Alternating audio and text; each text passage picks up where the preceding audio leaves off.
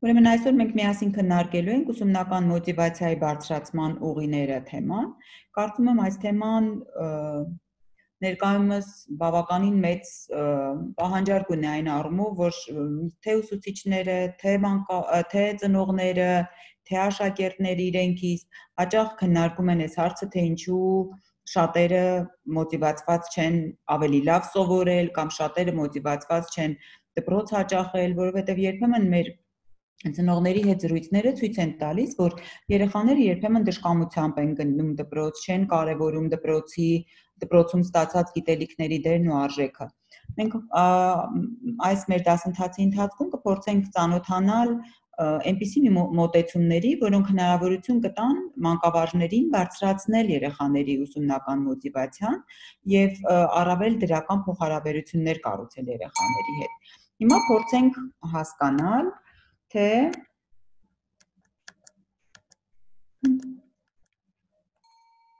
ներողություն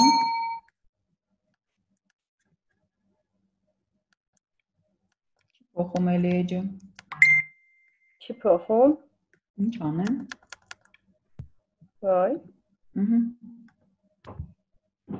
Ոչինչ, փոխեց Ոչինչ, որ ես այս մոնտաժ կանեք, թե նորից սկսեմ Հա, մոնտաժ են անելու, հա, Արաքսիա ջան։ Հիմա փորձենք հասկանալ, թե մանկավարժները հիմնականում ինչ միջոցներ են կիրառում ուսումնական մոտիվացիայի եւ երեխաների ինքնագնահատականի բարձրացման նպատակով։ Ինչու եմ առաջարկում ինքնագնահատականի բարձրացումը եւս դիտարկել ուսումնական մոտիվացիայի բարձրացման հետ միաժամանակ, որովհետեւ մի շարք հետազոտություններ ցույց են տվել, որ այն երեխաները, ովքեր վստահ չեն իրենց կարողությունների վրա, ում ինքնագնահատականը ավելի ցածր է, այս երեխաները հիմնականում այն երեխաների շարքում են, ովքեր ունեն ցածր ուսումնական մոտիվացիա։ Հետևաբար ես առաջարկում եմ, որ մենք սրանք զուգահեռ հիմնախնդիրներ դիտարկենք եւ հասկանանք, թե ինչ կարող ենք անել, որպեսզի թե բարձրացնենք երեխաների ինքնագնահատականը եւ թե ուսումնական մոտիվացիան։ Իսկ եթե փորձենք հասկանալ, թե որոնք են այսօրվա մեր դպրոցներում ուսուցիչների կողմից առավել լայն տարածում ունեցող մոտեցումները, առավել շատ կիրառվող մոտեցումները, ապա կարծում եմ Եվ ես կուզեի նաև մենք փորձենք հասկանալ, թե ծնողների կողմից որոնք են այդ մոտեցումները։ Ես կարծում եմ, որ եթե հիմա հնարավորություն լիներ քննարկում անելու, դուք շատերդ կնշեիք պատիժը, շատերդ կնշեիք երեխաներին սթափեցնելու փորձերը, ամաչեցնելու փորձերը, երբեմն նաև կարծես թե շանտաժի ենթարկելու փորձերը, որովհետև երբեմն երեխային փորձում ենք ինչ-որ բան առաջարկել, ինչ-որ բանի դիմաց, օրինակ խրախուսել երեխային, պահանջել երեխային որևիցե դասի տնային աշխատանք իրականացնել, փոխարենը ստանա եւ այլն, տարբեր բաներ։ Կարծում եմ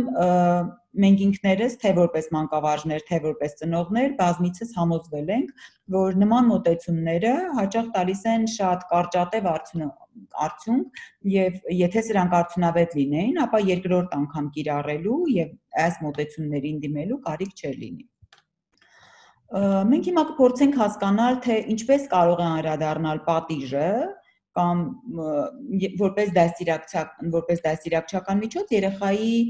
զարգացման վրա, երեխայի հետ փոխհարաբերություններ կառուցելու վրա, երեխայի բացասական վարքագիծը վերացնելու ուղղությամբ իրականացվող աշխատանքների վրա։ Ուրեմն ինչ է պատիժը, նախ փորձենք հասկանանք։ Պատիժն այն վարքաձևն է, որը անձը եւ սովորաբար մեծահասակը կիրառում է երեխայի նկատմամբ վերջինիս բացասական վարքը փոխելու նպատակով եւ որը երեխային կարող է պատճառել ֆիզիկական կամ հուզական ցավ կամ երկուսը միաժամանակ։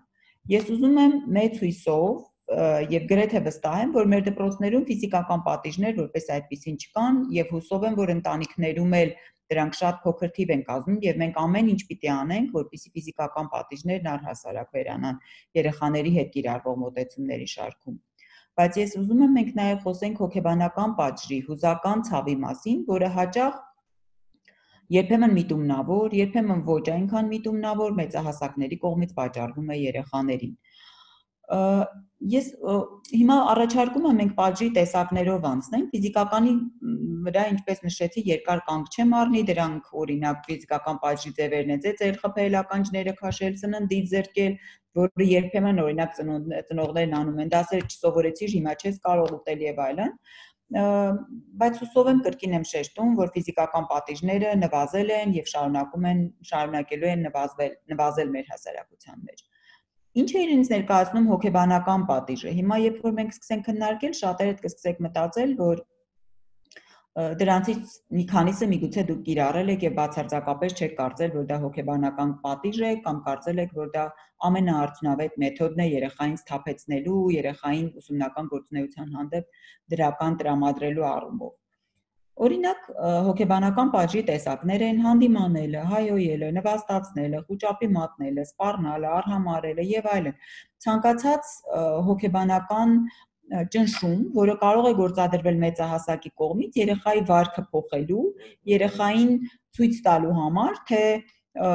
որ վարքաձևն է առավել ակնկալելի մեծահասակների կողմից։ Հիմա մենք կփորձենք հասկանալ, թե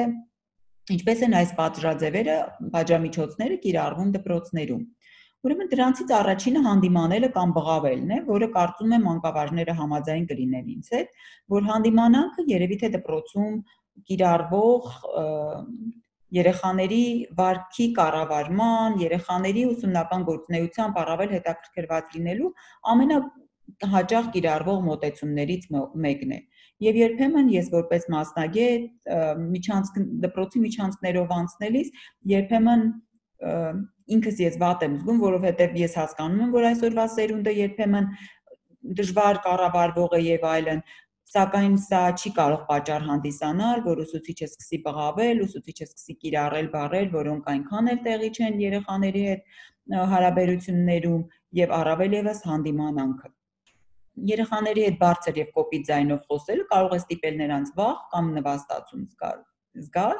եւ այդ զգացողություններն ավելի են խորանում, եւ դա կիրառվում է այլ երեխաների ներկայությամբ կամ այլ մեծահասակների ներկայությամբ։ Սա հատկապես իհարկե տարբեր տարիքային խմբերում տարբեր կերպ կարող է դրսևորվել, բայց մենք անպայման պիտի հիշենք, որ փոքր օրինակ տարական դասարանների երեխաները, հատկապես առաջին, երկրորդ դասարանների երեխաները շատ խոցելի են այս առումով, քանի որ իրենք դեռ դպրոցական միջավայրում ադապտացման խնդիր ունեն, եւ ես ինքս իմ պրակտիկայում ունեցել եմ երեխաներ, ովքեր դպրոցում դասվարի առաջին դասարանում դասվարի բարձր ձայնի եւ այլ երեխայի հանդիմանելու հետևանքով դադարել էր ընդհանրապես դասերին որևիցե մասնակցություն ունենալ կամ որևիցե բան խոսել եւ այնքան էր այդ խնդիրը խորանում, որ երեխան արդեն աստիճանաբար սկսում էր տանը իր հարազատների, ընտանիքի անդամների հետ էլ խոսքից հրաժարվելը։ Ես վստահ եմ, որ դասվարը, որը բղավել է կամ հանդիմանել է այս երեխայի դասընկերոջը, բնավ չի պատկերացրել, թե ինչպիսի ազդեցություն կարող է ունենալ նման վարքաձևը մեկ այլ երեխայի վրա, որովհետև միգուցե այն երեխայի վրա, ում վրա բղավում էին, այդ երեխայի վրա դա այդքան ուժեղ ազդեցություն չունենա, որքան նրա կողքին նստած ավելի զգայուն, ավելի նուրբ երեխայի վրա է ունեցել։ Այնպես որ ես կարծում եմ նման օրինակները ազդակներ են, որոնք պիտի հուշեն մանկավարժներին, որ հանդիմանելը այն միջոցը չէ, այն արդյունավետ միջոցը չէ, որը կարող է օգնել երեխաների վարքը կարգավորել, առավել եւս բարձրացնել նրանց մոտիվացիան։ Հաջորդը ծաղրելու մասին եմ ուզում խոսել, երբ երեխաներին հեգնում են, ծաղրում են, նրանց հարցերին անլուրջ են վերաբերում, անմիտ պատասխաններ են տալիս կամ երբեմն նույնիսկ չեն պատասխանում։ Ոմանք զվարճանքի առարկա են դարձնում երեխայի անձը, օրինակ դպրոցներում լինում են, դասարաններում լինում են երեխաներ, որոնք կարծես թե ծաղրածուի դեր են ստանձնում եւ փորձում են անընդհատ դասի ընթացքում ինչ-որ տարբեր վարքաձևեր դրսևորել, որոնք մի նպատակ են ունենում հասնել հասակակիցների եւ մեծահասակի կոնկրետ ուսուցչի ուշադրությանը։ Մենք որպես ուսուցիչ պիտի մտածենք, թե ինչու է այս երեխան փորձում այս վարքաձևով հասնել մեր ուշադրությանը կամ հասակակիցների ուշադրությանը, որտեղ է մեր բաց թողումը, որ մենք չենք նկատել երեխային, բավարար ուշադրություն չենք հատկացրել երեխային, ինչի արդյունքում երեխան գտել է ոչ այնքան ընդունելի վարքագիծ, սակայն մի վարքագիծ, որով ինքը կարողանում է հասնել իր ուզածին։ Եվ ցավոք սրտի նման դեպքերում երբեմն մանկավարժները հենց իրենք են ծաղրանքի կարծես ենթարկում երեխաներին, օրինակ կարող են ասել, այսօր ծաղրածույություն չես անում կամ հերթական, չգիտեմ, դերդ խաղացիր, ինչ որ նմանատիպ արտահայտություններ, որոնցով իրենք կարծես ամրապնդում են երեխայի այդ դերը եւ երեխայի մոտ կրկին անգամ ստեղծում են դիրքորոշում, որ դրանից ավելիին դու ընդունակ չես որ դա միակ վարքաձևն է, որով դու կարող ես ուշադրության արժանանալ, հետևաբար դու փոխվելու եւ ավելին լավը դառնալու հնարավորություններ չունես։ Վստահեցնում եմ ձեզ, որ նմանատիպ վերաբերմունքը ոչ մի արդյունավետություն չի կարող ապահովել։ Առավել ևս մենք վերևում մի փոքր այստեղ ունենք, տեսեք, անլուրջ վերաբերվելու։ Այո, երբեմն երեխաները կարող են անմիտ հարցեր տալ, որոնք մեզ համար որպես մեծահասակներ կարող են անմիտ թվալ։ Բայց իրականում մենք չպիտի մոռանանք, որ նրանք երեխաներ են, որոնք տարբեր պատճառներից ելնելով կարող են այդ հարցը տալ։ Մի դեպքում իրականում հարցը կարող է այնքան ոչ պարզ լինել իրենց համար, որ նման անմիտ հարց ձևակերպեն, մյուս դեպքում երեխաները օրինակ կարող են այդ անմիտ հարցերով փորձել ստուգել մանկավարժի վերաբերմունքը, մանկավարժի ռեակցիան, մանկավարժի պատասխանի բնույթը, իսկ մենք դրանով կարծես թե իրենց այդ հրահրմանը իրենց ակնկալած պատասխանն ենք տալիս, այնինչ մենք որպես մանկավարժներ պիտի կարողանանք վերահսկել մեր վարքը, պիտի կարողանանք առավել adekvat արձագանքներ տալ եւ ծաղրանքը միանշանակ բացառել երեխաների հետ հարաբերություններում, որովհետեւ երբ որ օրինակ մեծահասակի կողմից այդ ծաղրանքն առկա է լինում, եթե կրտսեր դասարաններում օրինակ կրտսեր դպրոցում դա ուսուցչի կողմից կամ այլ որևիցե մեծահասակի ծնողի եւ մյուսի կողմից կարող է դրսեւորվել, ապա երեխաները անմիջապես այդ մոտեցումը որդեգրում են եւ հետագայում դա ծաղրանքի երեխան սկսում է ենթարկվել ոչ միայն մեծահասակների, այլ նաեւ հասակակիցների կողմից։ Արդյունքում այս երեխան այս շղթայից դուրս գալու շանսեր շատ քիչ է ունենում եւ արդյունքում երեխան իրեն դրսեւորում է այնպես, ինչպես իրենից ակնկալում է իր շրջապատը։ Հաջորդ մոտեցումը, որը կիրառվում է հաճախ մեծահասակների կողմից երեխաների վարքը կարգավորելու եւ երեխային այս կամ այն գործունեությամբ առավել ակտիվ զբաղվելու, մղելու համար, դա սպառնալիքն է։ Սպառնալիքը հաճախ սկսում է կիրառվել դեռևս նախադպրոցական տարիքից, երբեմն ծնողները այդ սպառնալիքի կիրառման ժամանակ չեն պատկերացնում, թե այդ սպառնալիքները ինչպիսի ազդեցություն կարող են ունենալ, օրինակ այնպիսի սպառնալիքներ, ինչպիսիք են այլ կգնամ, էլ քո մաման չեմ լինի, այ քեզ կթողեմ կգնամ, եթե շարունակես քեզ այդպես պահել, քեզ կարող եմ տանել մանկատուն եւ այլն, նմանատիպ սպառնալիքներ երբեմն ծնողները կիրառում են իրենց նախադպրոցական երեխաների հետ, կարծելով, թե դա կսթափեցնի երեխաներին, իրենց կդարձնի ավելի լսող եւ այլն, ավելի այնպիսի երեխաներ, որոնց վարքը կառավարել ավելի հեշտ կլինի, իրականում նմանատիպ սպառնալիքների կիրառությունը շատ բարդ հետևանքներ կարող է ունենալ երեխաների համար եւ նույն երեխան, որը դառնում է ավելի տագնապային, սկսում է անհանգստանալ, երբ ծնողը տեսադաշտում չի երևում, մայրիկի փեշից կախված անընդհատ խուսափում է հայտնվել այնպիսի վայրերում, որտեղ մայրիկը կարող է հեռանալ եւ իրեն թողել, հենց հաճախ այդպիսի մոտեցումների կիրառման ազդեցությունը եւ հետևանքն է լինում։ Հաջորդ վայրը, որտեղ երեխաները սպառնալիքի հետ առնչվելու, բախվելու առիթ են ունենում, դրանք դպրոցում դասարանների ժամանակ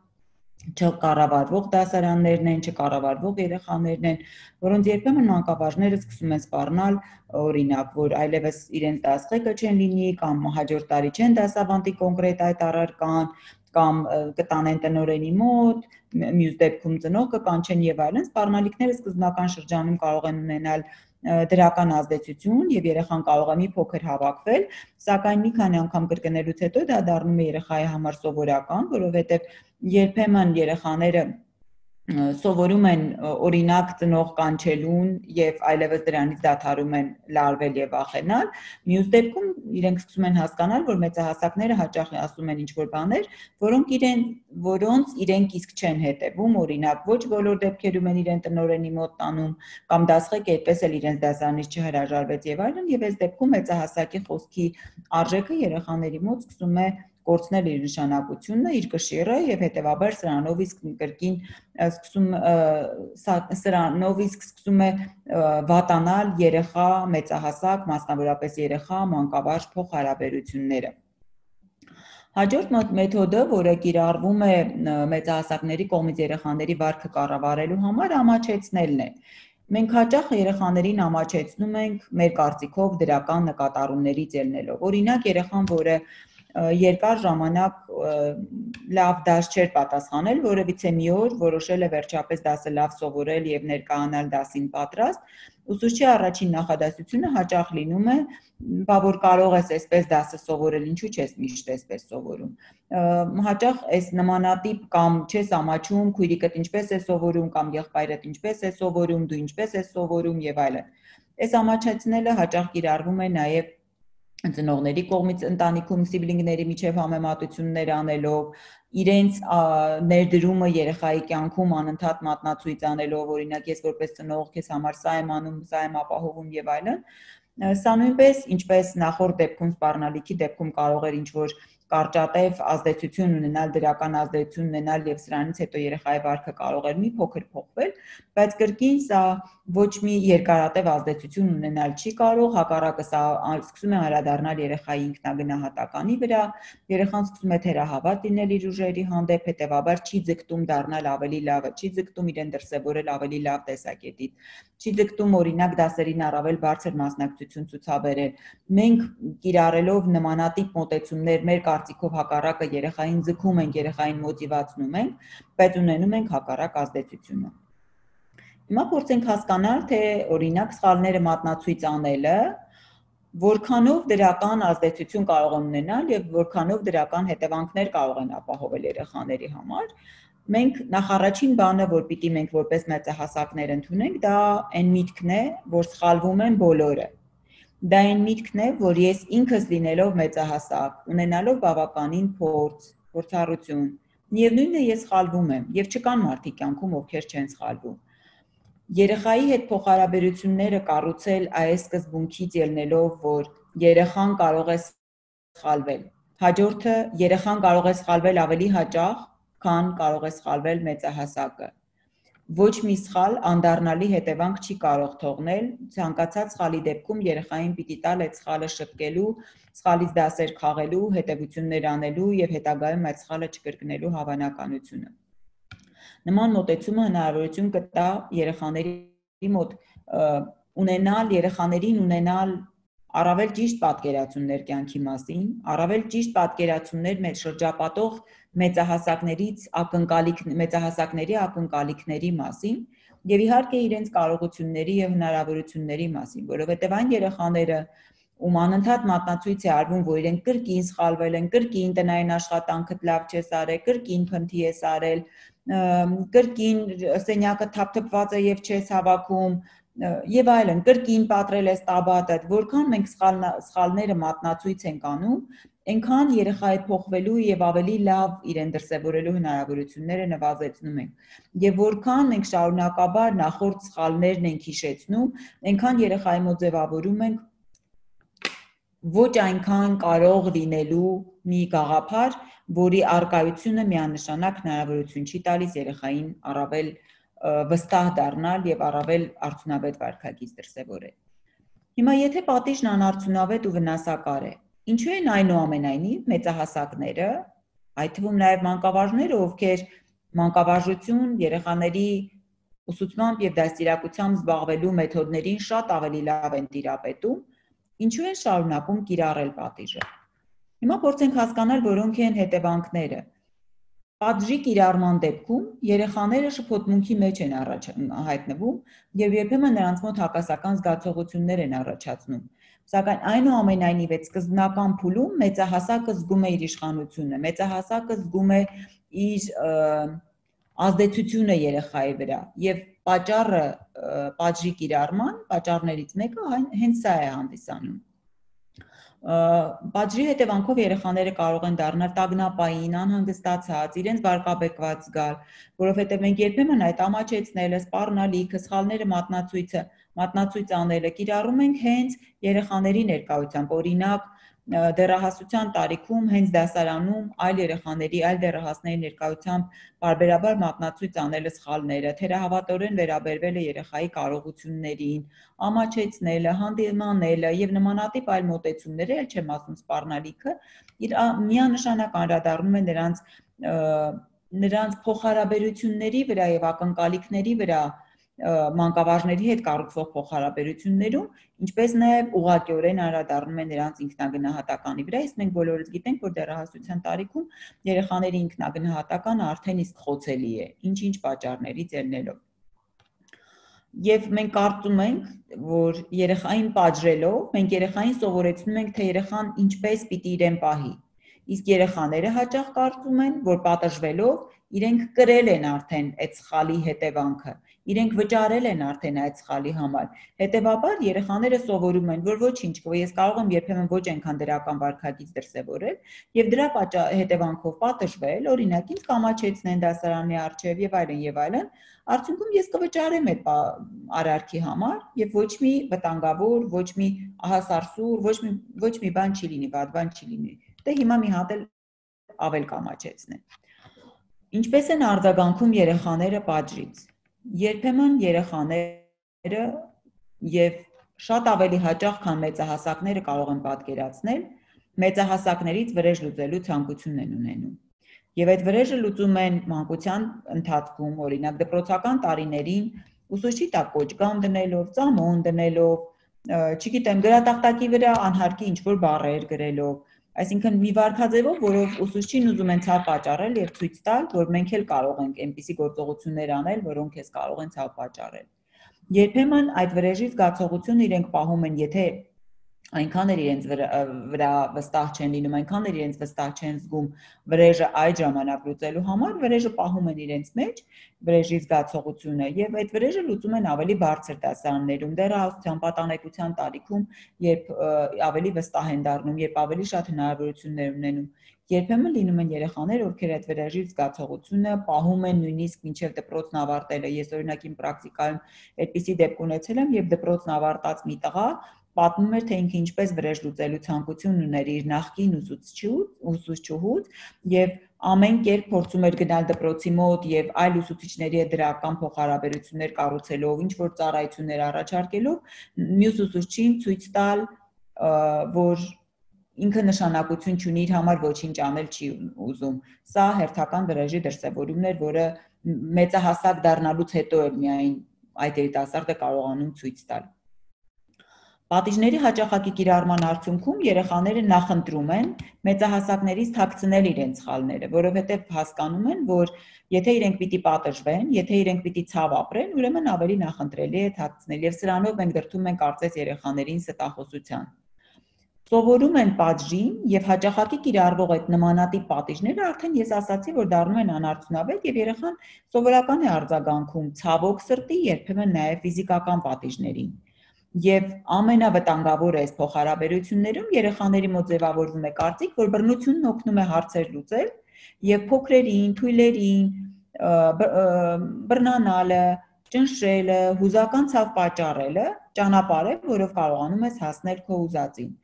Եվ սա ստեղծում է այն փակ շղթան եւ այն բացասական շղթան, ինչի արդյունքում մենք չենք կարողանում դուրս գալ բռնությունից, մենք չենք կարողանում դուրս գալ երեխաների հետ կիրառվող ոչ այնքան արդյունավետ մոտեցումներից եւ այդ շղթան կտրել չենք կարողանում։ Հիմա փորձենք տեսնել, թե ինչ մտքեր են ունենում մեծահասակները երեխաներին պատժելիս։ Ամենակարևոր մտքերից մեկը այն է, որ մեծահասակները միշտ ճիշտ են։ Նույնիսկ եթե հոգու խորքում մեծահասակը կարծում է, որ ինքը միգուցե իր երեխայի հանդեպ կամ իր աշակերտի հանդեպ այնքան էլ իրեն ճիշտ չպահեց, շատ հաճախ շատ մեծահասակներ չեն ուզում դա բարձրաձայնել եւ կարծում են, որ ուրեմն երեխան հասցրեց իրեն այդտեղ, որ իրեն այդպես պահեց։ Մյուս վտանգավոր դիրքորոշումը մեծահասակներն են որոշում, թե ինչն է ճիշտ, ինչն է սխալ, եւ մենք տարբեր արտահայտություններ ունենք, օրինակ դու դեռ շատ փոքր ես, որ ինձ ինչ-որ բան ասես,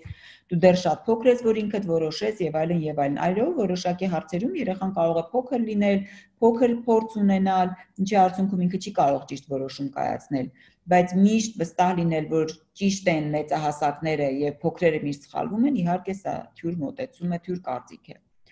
Մեծահասակները պատճառը պարտավոր չեն բացատրել։ Սա նույնպես ամենաբարդ կողմերից մեկն է մեծահասակների այդ փոխհարաբերությունները, որովհետև երբեմն մեծահասակները երեխաների հանդեպ կարող են կիրառել որոշակի վարքաձևեր, որոնց պատճառը այդպես էլ երեխան չհասկանա ինչն էր պատճառը։ Օրինակ նմանատիպ վերաբերմունքի։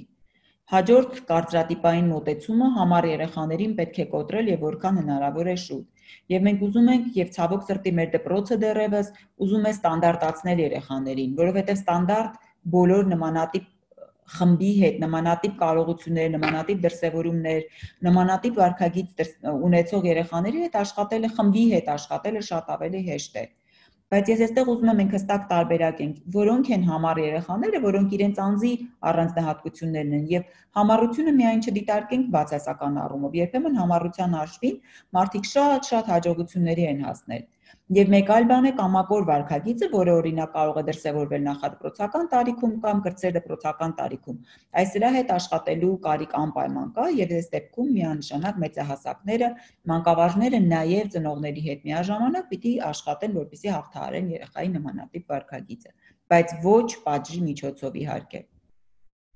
Մեծահասակները երբեք չպետք է թույլ հույզեր արտահայտվեն, լաց լինեն, ցույց տան իրենց վախը, ցույց տան իրենց վիրավորվածությունը։ Հավատացնում եմ ձեզ, որ նույնիսկ այն դեպքերում, օրինակ, երբ դեռահասների դասարանում, երբ հունից հանել են ձեզ, երբ այնքան բացասական վարք են դրսևորել, որ դուք արդեն ձեզ անզոր եք զգում, երբեմն երեխաների հետ անկեղծ խոսելը եւ ասելը, որ նմանատիպ վարքագծի դեպքում ես ինձ անզոր եմ զգում, դուք ինձ վիրավորում եք, դուք ինձ նեղացնում եք եւ փորձել ես ամեն ինչի վրա կառուցել դրական փոխհարաբերություններ, վստահեցնում եմ կարող է դառնել այն ճանապարհը,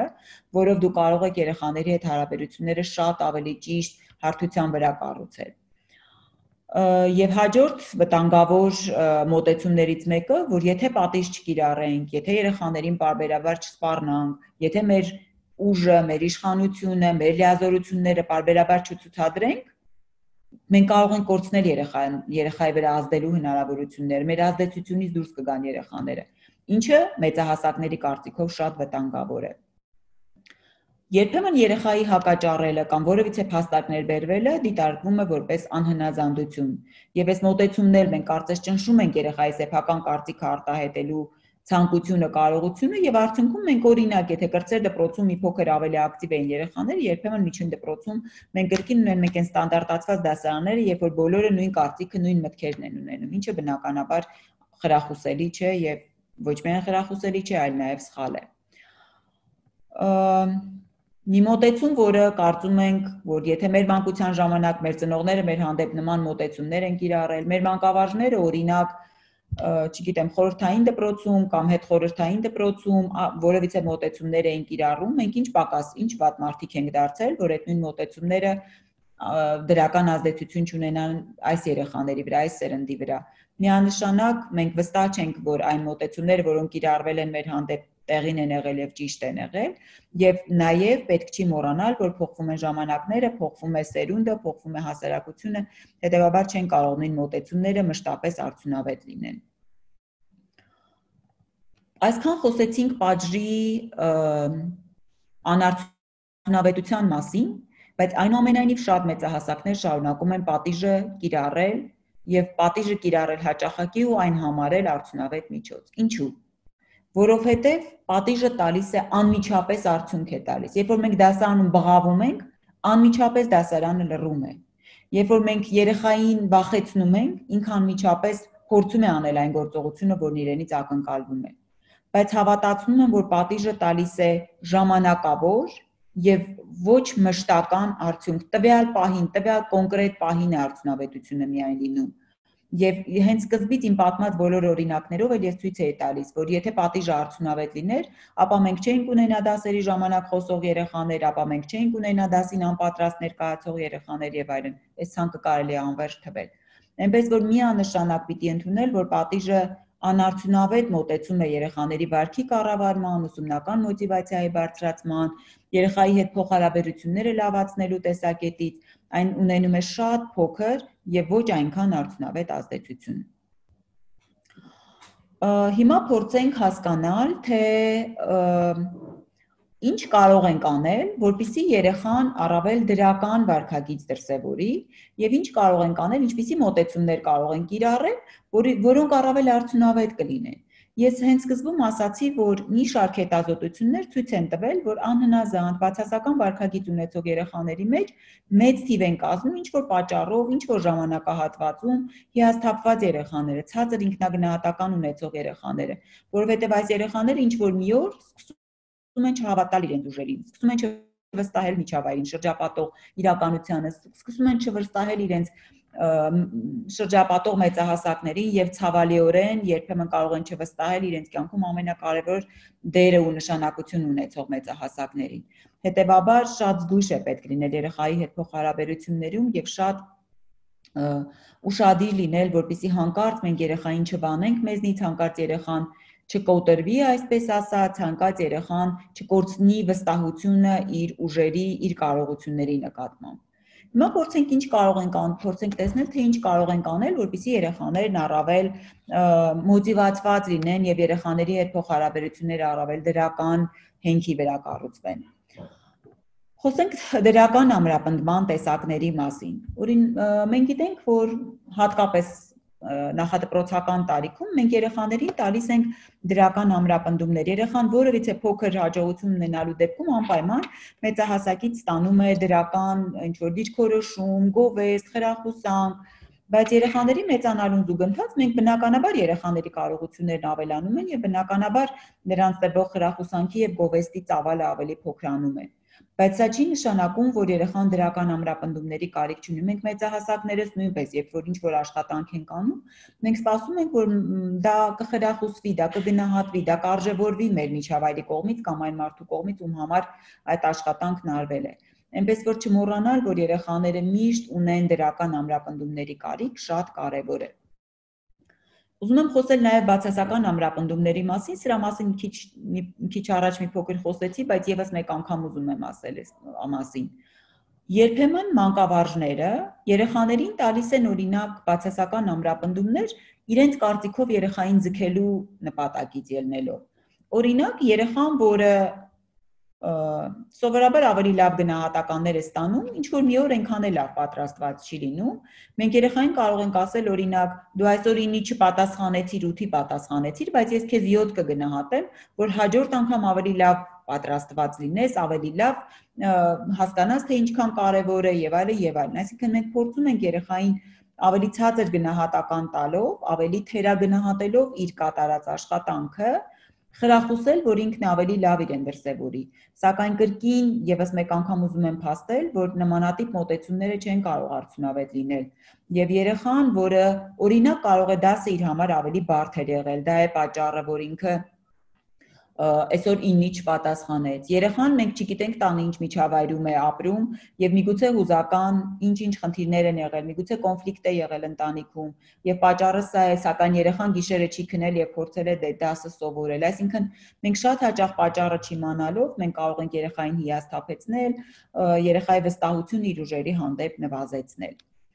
Հիմա կփորձենք ծանոթանալ դրական վարքի ամրապնդման եւ մոտիվացիայի բարձրացման 5 սկզբունքների, որոնք հուսով եմ ձեր պրակտիկայում կիրառելով կկարողանաք առավել դրական փոխհարաբերություններ կառուցել ձեր երեխաների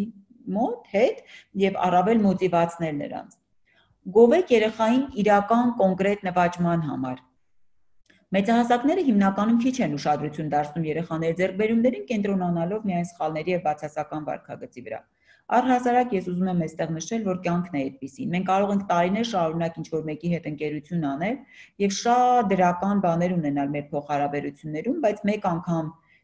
տեղի ունեցած սխալը կարող է որոշիչ ճակատագրական նշանակություն ունենալ։ Մենք փչացնենք փոխհարաբերությունները դրա արդյունքում եւ մինչեւ կյանքի վերջ հիշենք միայն այդ բացասականը։ Սա մեծահասակներին էլ է բնորոշ։ Ինչ վերաբերում է երեխաներին, օրինակ երեխան, որը դպրոցից տուն է եկել եւ ծնողը հարցնում է ինչ է ստացել, ասում է 3 հատ 9, 1 հատ 7,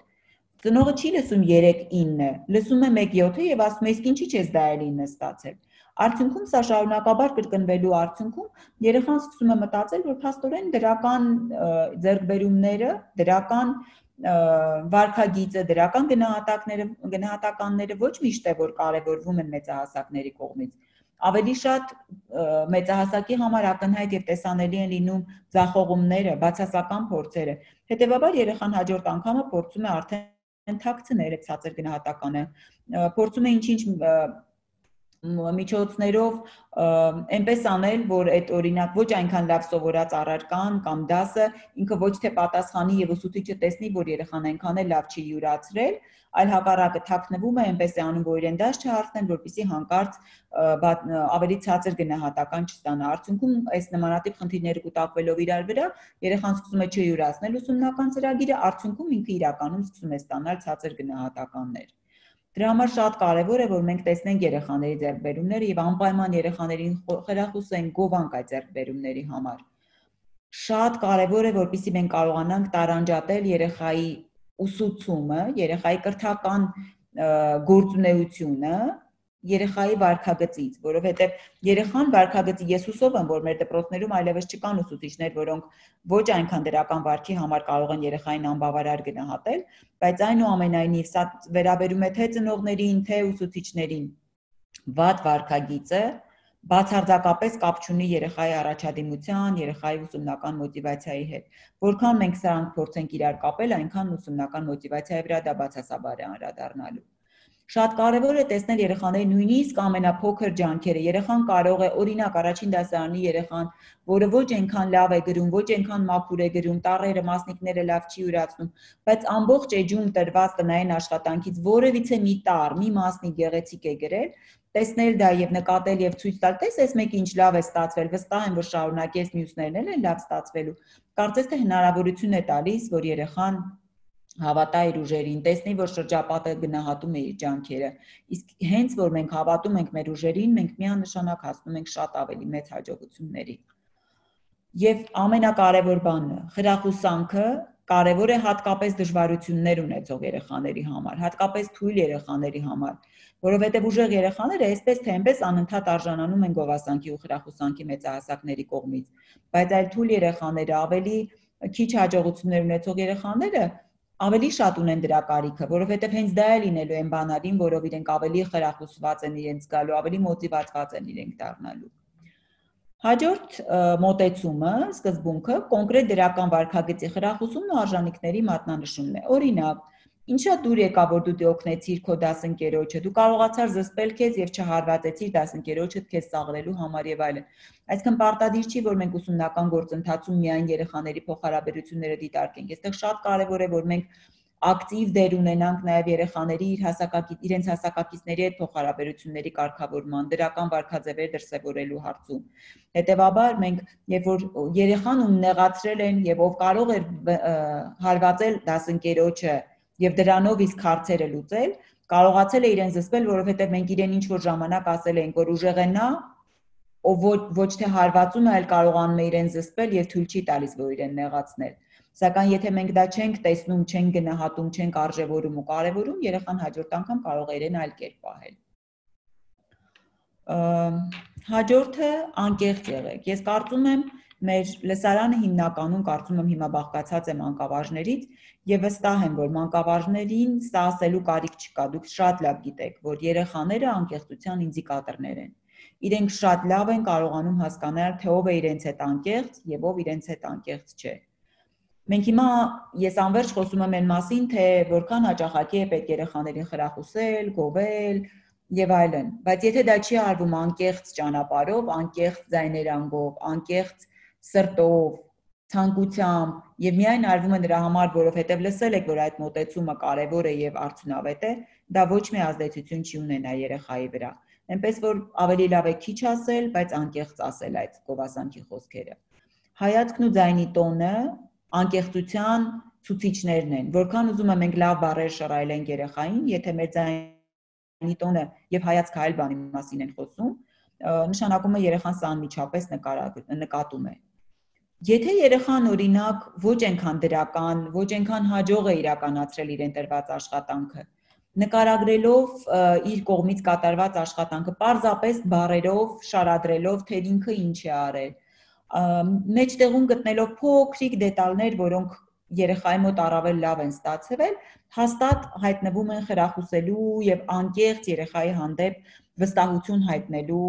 առիթ։ Հետևաբար փորձեք այս մոտեցումը հաճախակի կիրառել եւ հատկապես հաճախակի կիրառել առավել թույլ կարողություններ ունեցող երեխաների հետ աշխատանքում։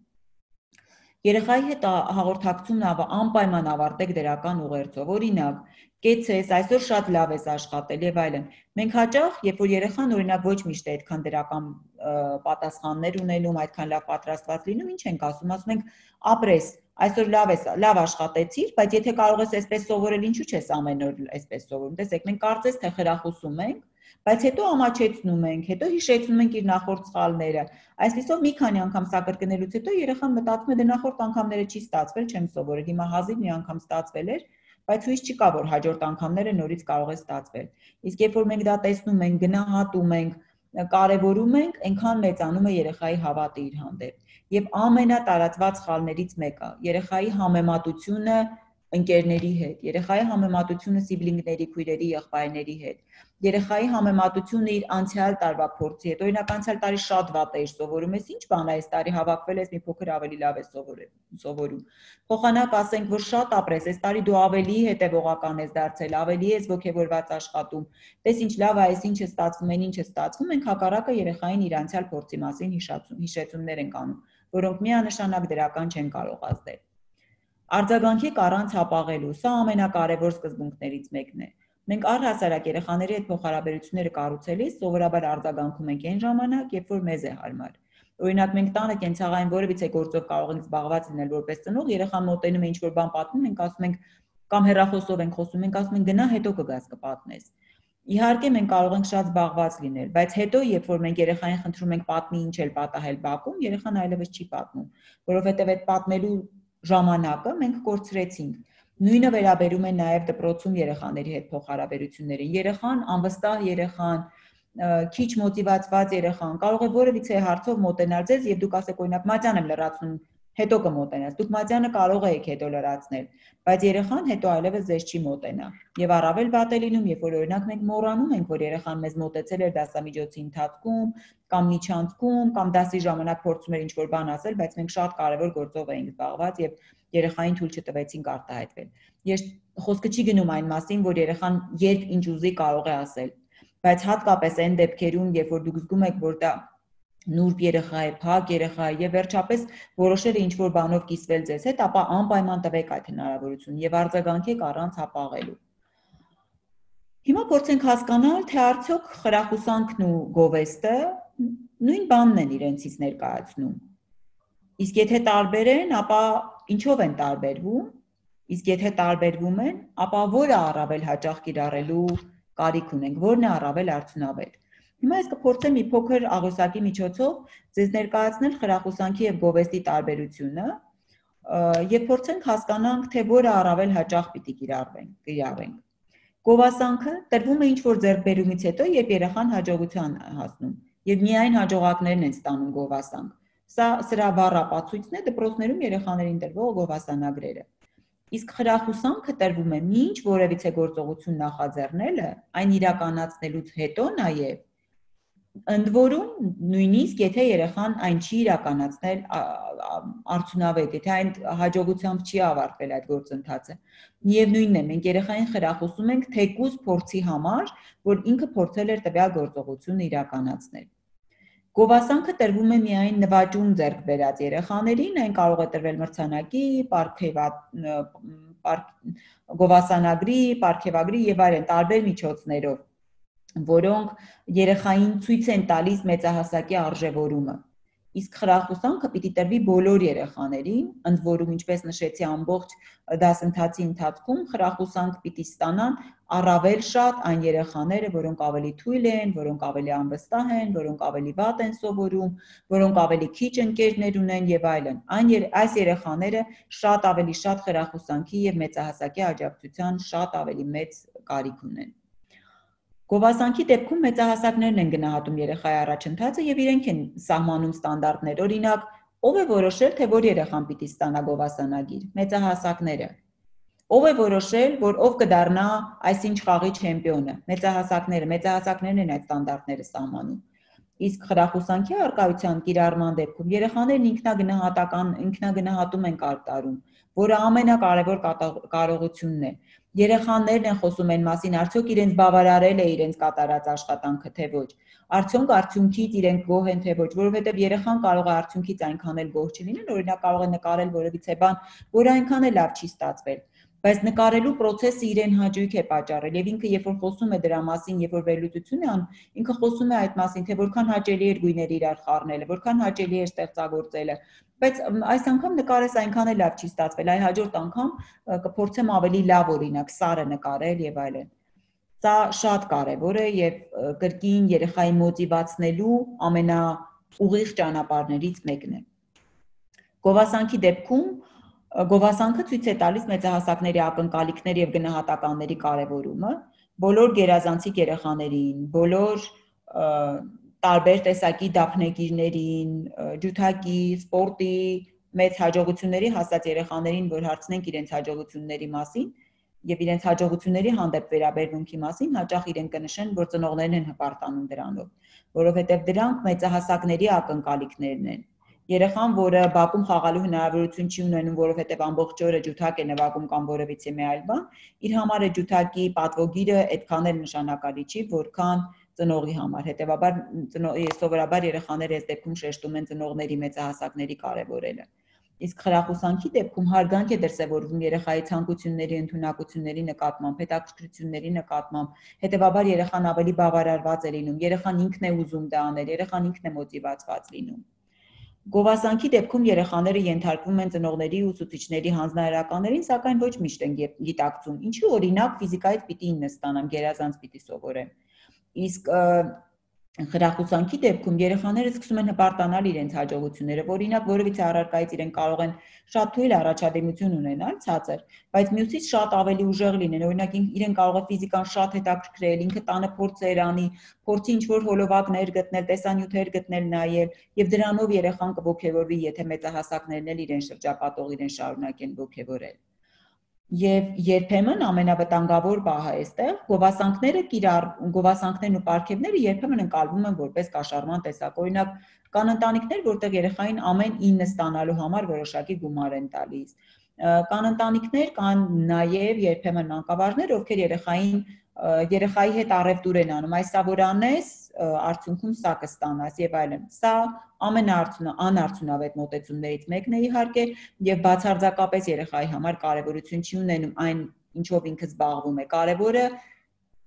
այն արդյունքն է, որ ինքը ստանալու է փոխարենը։ Իսկ խրախուսանքի դեպքում մեծահասակները հատուկ տեղ են տալիս այն երեխաներին, ովքեր լավ համագործակցող են, ովքեր փոխգործակցության բարձր աստիճան են ունենում, ովքեր կարողանում են լեզու գտնել բոլոր երեխաների եւ բոլոր մանկավարժների հետ եւ կարողանում են ընդհանուր հայտարարի գալ եւ ընդհանուր գործունեության մեջ ակտիվ ներգրավել։ Երբեմն ոչ այն մակարդակով, ոչ այն բարձր կարողություններով, ինչպիսին ակնկալվում է։ Եվ ի վերջո մենք մանկավարժներս պիտի ընդունենք, որ ոչ բոլոր երեխաներն ունեն հավասար կարողություններ եւ յուրաքանչյուրը կարող է իրեն դրսեւորել իր կարողությունների համապատասխան, բայց այստեղ կարևորը յուրաքանչյուրի մասնակցությունն է, յուրաքանչյուրի ցանկությունն է ունենալ մասնակցություն։ Այս միտքը կարծում եմ ամենակարևոր միտքն է, որը մանկավարժների մտքում միշտ պիտի լինի եւ միշտ պիտի իրենց դասերը իրականացնելիս հիմնվեն հենց այս մտքի վրա։ Եվ մի փոքր անդրադարձ խրախուսման հմտություններին, ինչպես կարող ենք խրախուսել, որովհետև խրախուսման դերը ես շատ կարևորեցի, տարբեր համեմատականներ տարա, բայց միգուցե սկսենք մտածել, իսկ ինչպես խրախուսել երեխաներին։ Ժպիտով, ձայնի տոնով, թեթև գլխով կամ հայացքով ցույց տալով, որ դու ճիշտ ես, ուսին մտերմաբար թփթփացնելով, բարձր գնահատական տալով երեխայի ջանքերին, առաջընթացին, այսինքն փոքրիկ վարքաձևեր, որոնք երեխային ցույց են տալիս, որ դուք իր կողքին եք, որ դուք իրեն կարևորում եք, որ դուք իր արածը արժևորում եք։ Սա միանշանակ դառնալու է երեխային ավելի մոտիվացված, ավելի adekvat ինքնագնահատական ունեցող մի անձ ձևավորել, որը հավատացնում եմ ձեզ կյանքում հաջողությունների հասնելու շատ ավելի մեծ հնարավորություններ է ունենալու, քան այն երեխան, որը միգուցե ունի բարձր առաջադիմություն, բայց գոհ չէ այդ ամենից եւ չունի adekvat ճիշտ ձևավորված ինքնագնահատական։ Այսքանը, շնորհակալություն, ես հուսով եմ թեման հետաքրքիր էր ձեզ համար եւ այն կիրառելու հնարավորություն կունենաք եւ բոլոր այն մոտեցումները, բոլոր այն սկզբունքները, որոնք ներկայացվեցին դասընթացի ընթացքում, կկիրառեք ձեր աշխատանքային պրակտիկայի ընթացքում, իսկ եթե ընթացքում հարցեր ունենաք, խնդրեմ, ես սիրով պատրաստ եմ պատասխանել, կարող եք ինձ գրել օրինակ Facebook-յան էջով եւ սիրով ես պատրաստ եմ ձեզ հետ կիսել իմ փորձը։ Շնորհակալ եմ։